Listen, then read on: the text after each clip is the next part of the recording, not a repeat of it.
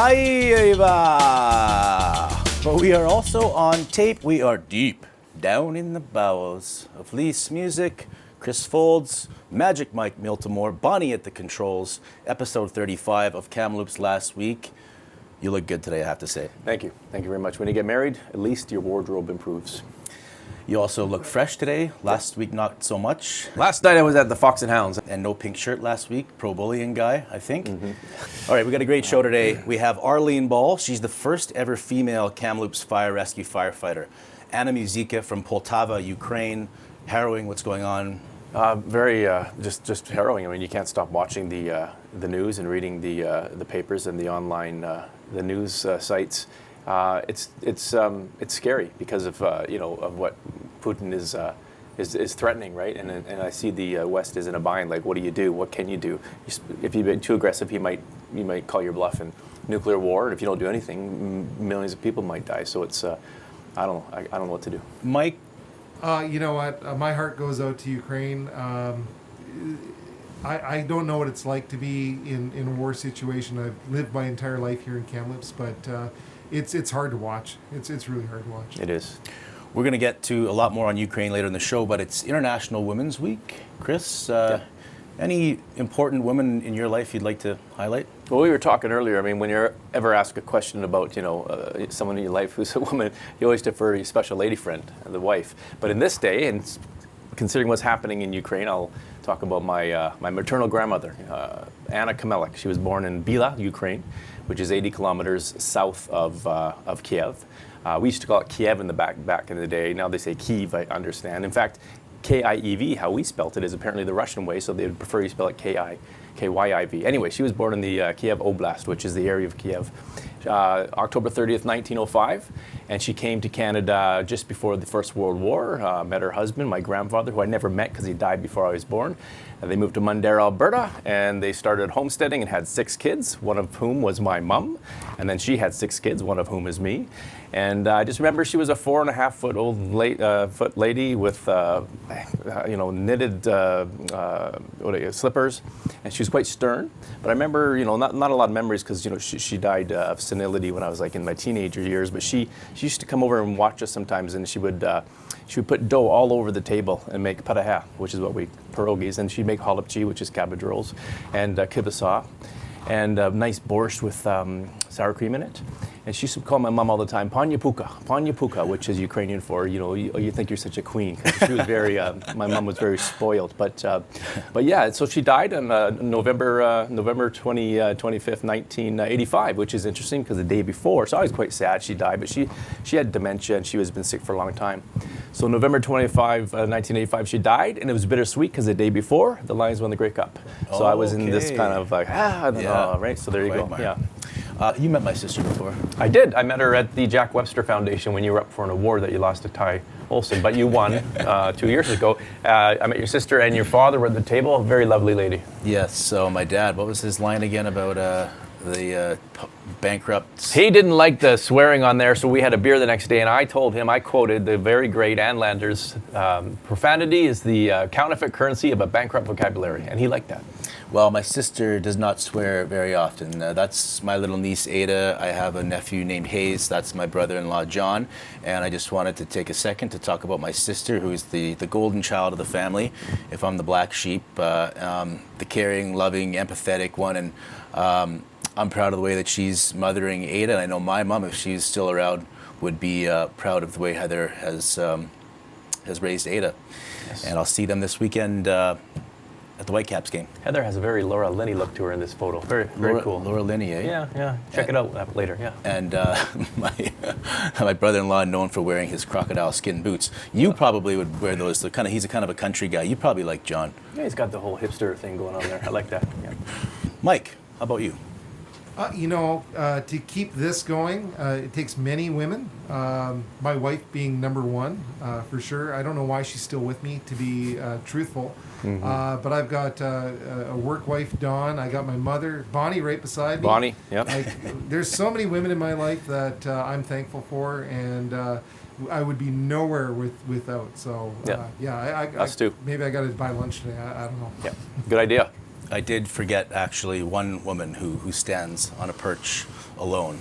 And that's Birdie the Early Bird, okay? The first female character used in McDonald's McDonaldland commercials, introduced in 1980 to promote breakfast items, just like this coffee, which we drink exclusively here on Kamloops last week. Thanks again for your support, McDonald's. But we don't do this show without New Leaf Produce Market. What is it that we know? There it is, another fresh stock on a Wednesday morning at New Leaf Produce Market. But what is it that we know about Christopher Foulds, Kamloops Last Week co-host? Well, we know this.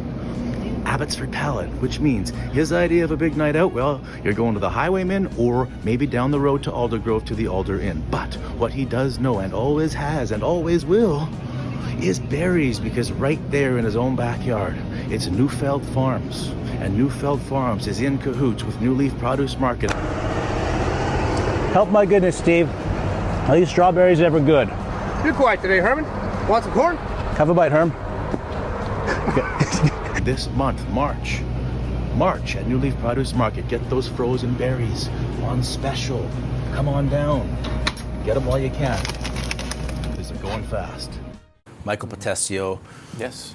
Rough couple weeks for him. We've been going at him, or I have, about his week throwbacks. Well, he looked like he was going through some morose times there, didn't he? He did it. The lighting is kind of dingy in his basement there. Yeah. But I will say, this is where he really shines, because you sent him out into the field to... We went out there together. Me and Michael went downtown on the weekend to cover some of the rallies in support of Ukraine. I only went down there for about half an hour, took some photos and talked to some people. Michael stayed there for a few hours, went to both rallies, and did a really good job. It's in today's paper, the March 2nd Kamloops This Week, a story going over 3 pages, a lot of really good insight from the people there, a lot of Ukrainian students from TRU, a lot of non-Ukrainian Kamloopsians who just see that this is wrong and want to support them.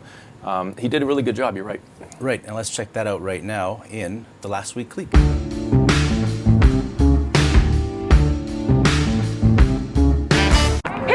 Putin has to go! Hey, hey! Ho, ho!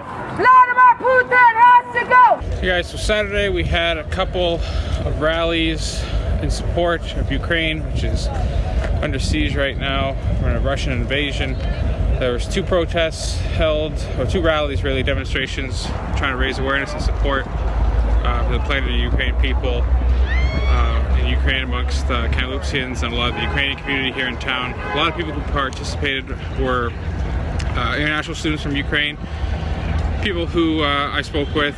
A lot of them have been here just a handful of years, only came in for the study. Their entire families, their nuclear families, are still back home in Ukraine, and they're right in the middle of it. There's bombing going on other places, it's less activity, but they're scared and concerned, rightfully so, for their family members and what might happen and the uncertainty that there is to come.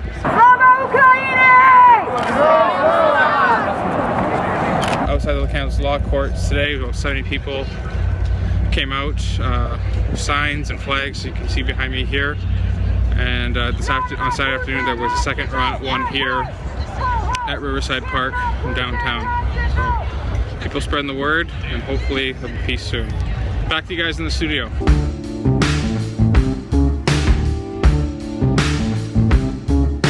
You don't see Putin kind of, there's a rally in Kamloops, so let's call off the airstrike. Yeah, we were joking about that. Joking about that, but it's amazing what these can actually do and how powerful they can be, I think, when you put them all together as a whole. And I was thinking about that because, the cynics in us, and we can be cynical because we're journalists and we deal with a bunch of baloney all the time. But you're right.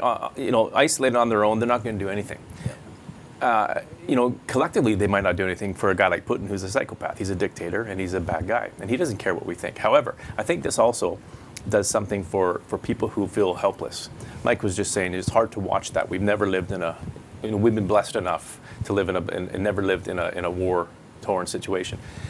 And you feel helpless. And I think if you go to these things, and I felt it too, when you're there, you just feel like at least you're doing something, you're showing something, and maybe it's a domino effect where the voices will reach the leaders in our land and it'll reach the leaders elsewhere. Well, I think it's more about reaching the people, and that's what I've seen on Twitter, is you see people in Ukraine seeing these rallies, and if it buoys their spirits, then it does make a difference. And it's not just like hope in support and love and prayers, because people are sending money, Yeah. and our governments are sending, or some governments are sending Lethal and weapons. non-lethal armaments, exactly. Yep. Yes, and Ana Muzyka was actually at this rally. She's the volleyball player from TRU. She was handing out petitions that asked for increased sanctions against Russia.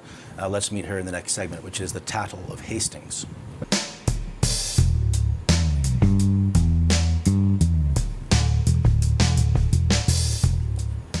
That's a great photo again from Michael Potestio. That's Ana Muzyka.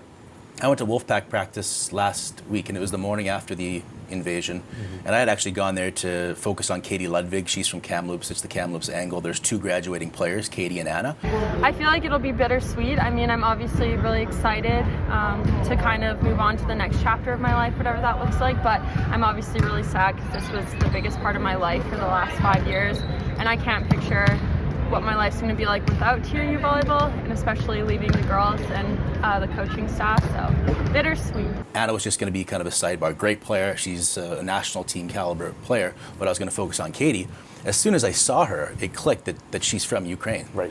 And we sat down and we had a conversation, and it really hit home for me. Like, it really clicked that this is affecting people all over the world, and it's like not just kind of separated. This is close family members to her that are going to war, aunties that are heartbroken because they got to send their sons to war, and grandmothers and mothers that are fleeing their homes. You saw the interview. Any thoughts on it? Well, just like it just shows you how it's that helpless thing again, because she's and you know, times 10, because she's here and she's you know, trying to focus on athletics, and I don't know how you can even focus on athletics when you have that going on in Ukraine. How are you doing right now with what's going on over there? It's tough. It's very crazy.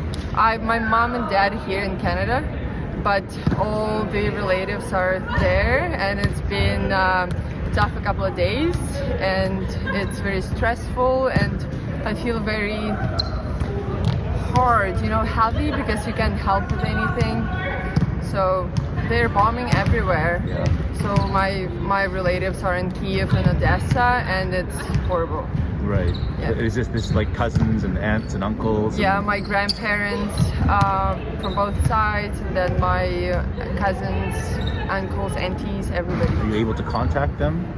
We were able to contact aunties and cousins, but then my grandparents, for some reason, they're not answering. So we're hoping everything is fine, and it's just like Wow.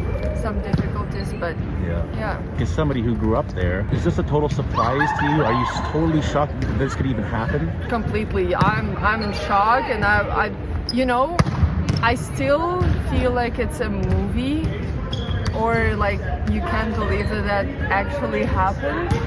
And when I talk to my friends, to my because many of my classmates, husbands, my friends, dads, parents, especially like men's side, they have to go and serve.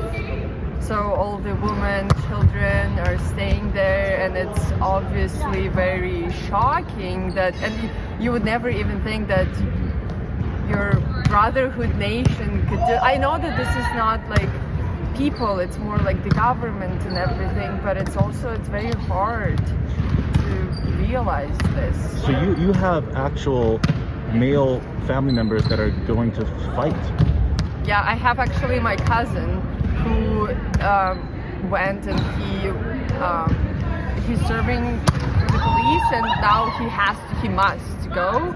And obviously, like my auntie, my mom was talking to her, and she's just crying constantly, because you can't believe that your kid is going to war and he's going to fight for the country, and that's sad, but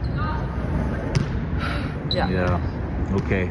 I thought it was interesting seeing her think on the spot, and you could tell she was conflicted about Russian people versus Russian government. Yeah, exactly, and that's a thing where people are saying, at the university, the TRU Faculty Association has taken issue with the president's statement on this. Didn't think it was strong enough, and I know that people are trying to say, well, we're not demonizing the Russian people, because even the Russian people are protesting against this. Yeah, she lived in Russia for 2 years. She finished her high school there. She thinks in Russian sometimes and thinks in Ukrainian, kind of goes back and forth. So it must be just wild to not be able to come to terms with how this is happening. And that's the extra complexity here is Russia and Ukraine. I mean, it was one country at once, right? Because Ukraine was part of Russia, and Stalin starved them out. But they're family members in both countries. They speak, like you say, the same language. There's cousins and brothers who live. They consider themselves brothers and sisters, which makes this all the more tragic, really. Yeah.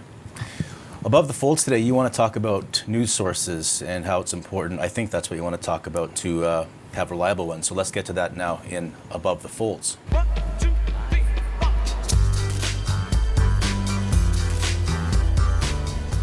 Well, these photos are among many that are circulating on social media specifically, and they are purported by people either intentionally or inadvertently to show the latest scenes of the invasion of Iraq, or of Ukraine. I kind of hesitate to call it a war because it is an invasion. It's an occupation. A war tends to infer, a consensual fight between two people. So I like to call it an invasion. What it is, anyway. These photos are among many on social media that claim to be from that, and they're not. And you need to be careful when you're looking at things. This here is a military exercise by Russian jets, but this was taken in 2018, and it wasn't during war. It was just a military exercise. This was placed on someone's social media page, and it exploded around social media, and they claimed this was a missile strike in eastern Ukraine, but this is actually the Lebanon explosion from a couple years ago, that big one, the aftermath of it. So this is just two examples of you can't always believe what you see, what you read, and what you hear. Well, the age we're living in too. Anybody, you don't have to be a computer genius to doctor photos up and make them look real. No, and there's ways to look at a photo. You right-click it, you can check out the metadata, unless they've gone extra step to alter that. But you can. There's ways to find out where this photo came from. If you go to Google and look it up.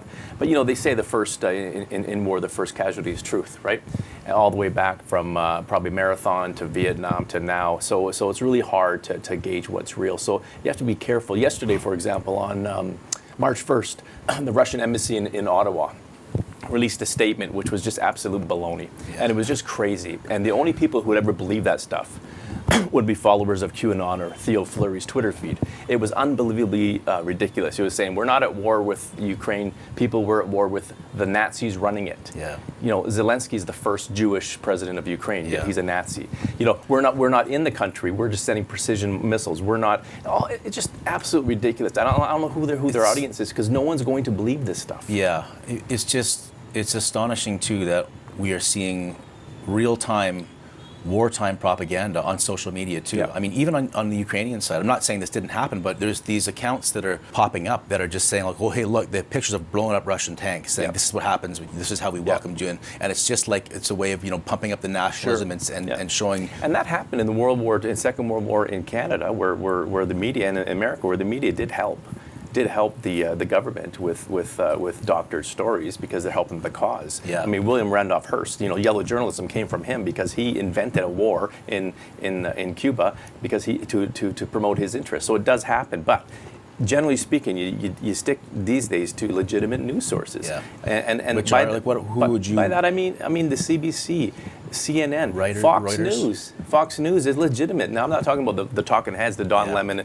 on CNN or Sean Hannity and Tucker Carlson. Those are opinion bleeding. But if you look at their news on their websites, if you look at the news when they do news coverage, it's very accurate and very good. New York Times, National Public Radio, BBC, LA Times, Washington Post, The Guardian. I mean, there's a lot of good sources out there. You want to avoid ones that are like, conservativenews.com or liberalnews.com, because that's all just slanted stuff. Yeah.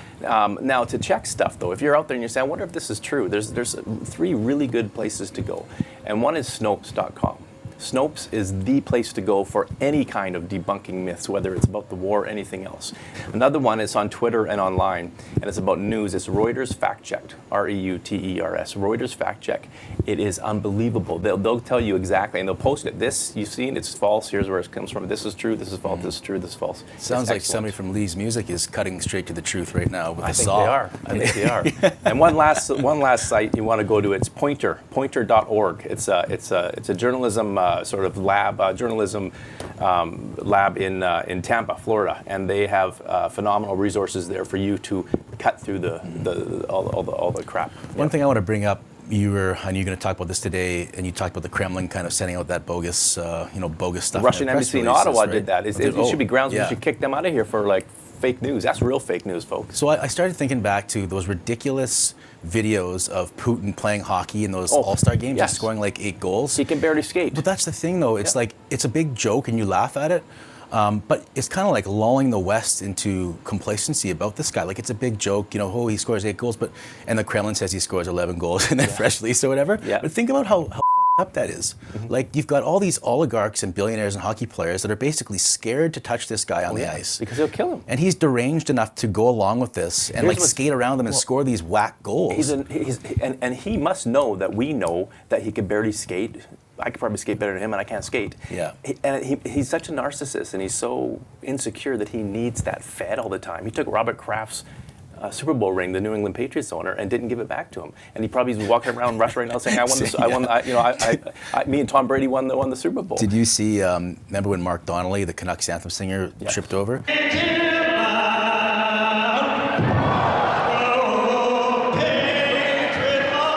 Did you see Putin did the same thing? Oh, Like this and I'm thinking those people that are holding the carpet, they're disappeared now. Absolutely. It's sort of like the leader of North Korea. When they put out these press releases where he went golfing and he shot an 18. Yeah, because he got a home run every time. And here we are chuckling. Chuckling. And he was like this. He has a big trophy. And we're chuckling about it, but it's fucked up. It's so weird. This is the narcissism and the insecurity that feeds tyrants. And that somebody like that is in power. Yes, it's insane. Which brings me back to my first point: is what do you do? People say we're not doing enough. People say we should put troops on the grounds. People say NATO should put a no-fly zone around Ukraine. Fine. The first time you shoot down a Russian jet, is Putin going to be like Khrushchev and back off like in the Cuban Missile Crisis, or is he going to say screw it? I'm blowing up the world because I want everyone to go out with me? What do you think would happen if somebody could send a Navy SEAL in there and just that is what needs to be cut the head done. off the snake? That is what needs to be done. Is you need an internal coup from people in Russia within his inner circle to realize how dangerous he is. Yeah. Kill him. And get someone else in there. Mike, you should send him a guitar. Make him a guitar and make it like a time bomb that goes off and he starts to play the Russian anthem on it or something. I did think about what I could do with guitars to encourage him to play music and not war. Like the Banksy photo, right? Yeah, like the Banksy photo, drop absolutely. a bunch of River Song guitars. Absolutely. Parachute them in so they don't break when they land. That's right. Absolutely. UPS knows, no, they know how to break guitars. Yeah. You should give one to Jeff Jarrett. He can go just take one on top of Putin's head. For wrestling fans out there, I'm not to you. But yeah, no, it's ridiculous. And it's that therein lies the dilemma. I mean, Trump's nuts, but he's not Putin nuts. Yeah. And people were saying, well, if Trump gets in and he does something, but he's not nuts. He plays nuts. But Putin might be nuts. Oh, he's nuts. Yeah. Well, we like to think that KTW is a reliable news source. And by the way, that last segment was sponsored by McDonald's. So thank you very much, thank you, McDonald's. Yeah. I'm loving it. This coffee. It is good coffee. And for the record, I was drinking this coffee well before they came out as a sponsor, and you were drinking some other swill from Seattle. I won't mention the name, but anyway, there we go. Okay. We told you in our newspaper today about the first female Kfr firefighter. Been with the city for more than 23 years, Arlene Ball. Let's bring her in right now on Last Week, This Week.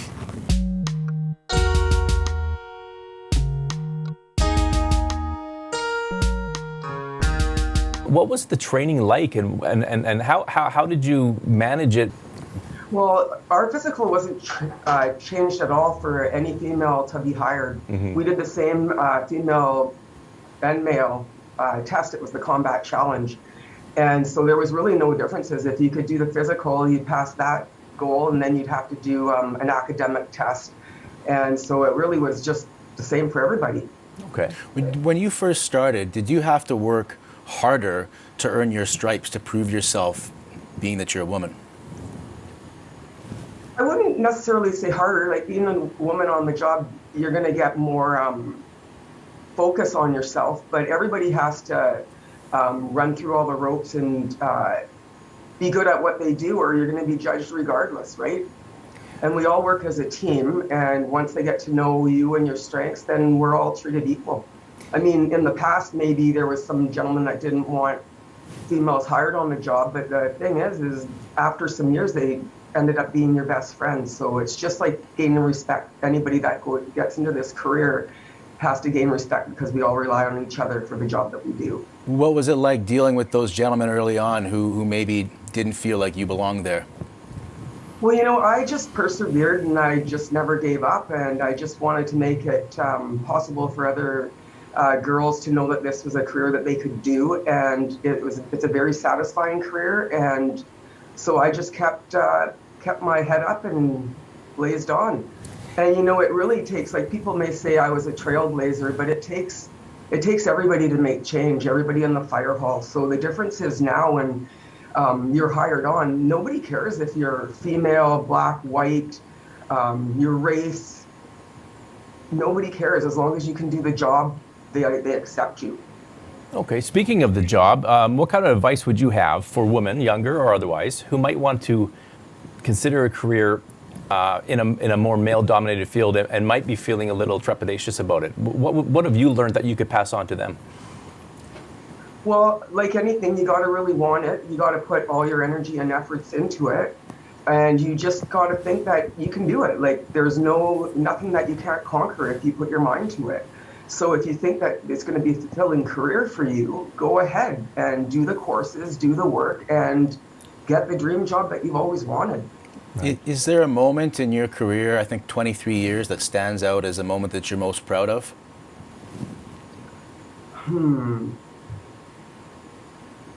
I honestly would think, and I hate to say it, but it would be the day I got hired, because I was really proud to do that, because it's very competitive to get on the fire department. And it was a really big challenge and a goal that I dreamt about, and I got it. So that would have to be the number one. You're still vastly outnumbered then for the most part? Yeah, I think nowadays, though, there's more females trying to get hired in the position. They realize that it's an excellent career to be involved in, and the numbers are up for tryouts. I still think it's about 3% of the population in Canada out of the firefighters that are female, but it's not like you can't get the job, you just gotta wanna do it. Anything else you wanted to add before we let you go? Yeah, I would like to just add to any girl that wants to get a job, whether it be in the fire service or any other career that's not really something that you think about, go for it. You can do it. Like, if you want to do it, you can do it, and don't take no for an answer. Okay, thanks for your time. Good Appreciate advice. it. Thank you very much. Yeah, you're welcome. Thank you for having me on your show. Okay, no worries. See you later. Okay, bye. Thoughts on the Arlene interview? Well, yeah, she said it right at the back there at the end. Like, you know, just you can do it. You can actually do it. And a lot of people say they can't do it, but she's proof that against probably great odds, you can do it if you put your mind to it. Any final thoughts on the show? Well, it was a good show. It's you know, good to have Herman here and everything like that. And, yeah. Frozen berries are on special right now at New Leaf Produce Market. And all these great peppers can make a good omelet if you're not making eggs in the morning. What's this? That's a red cabbage. That goes great in a salad with homemade dressing. I made my mom's homemade dressing. It's fantastic. You cut that and shred it up, and it's fantastic. You can eat that raw. You eat it raw. You could actually eat it like an apple. It's so good. That's what they do in Ukraine, I know. But tonight I'm going to see Boom and the Western Canada Theatre play. So I'll tell you how it is, and I think it ends this weekend on March 5th or 6th. Okay. And then of course pickleball starts up, so it's getting better out there. It's getting spring-like, which is nice. All right, thanks, Mike, Bonnie, Lise, Music, Scott Finley, and the Grand Ones. For Chris Foulds, I'm Marty Hastings. We'll see you last week. Last week.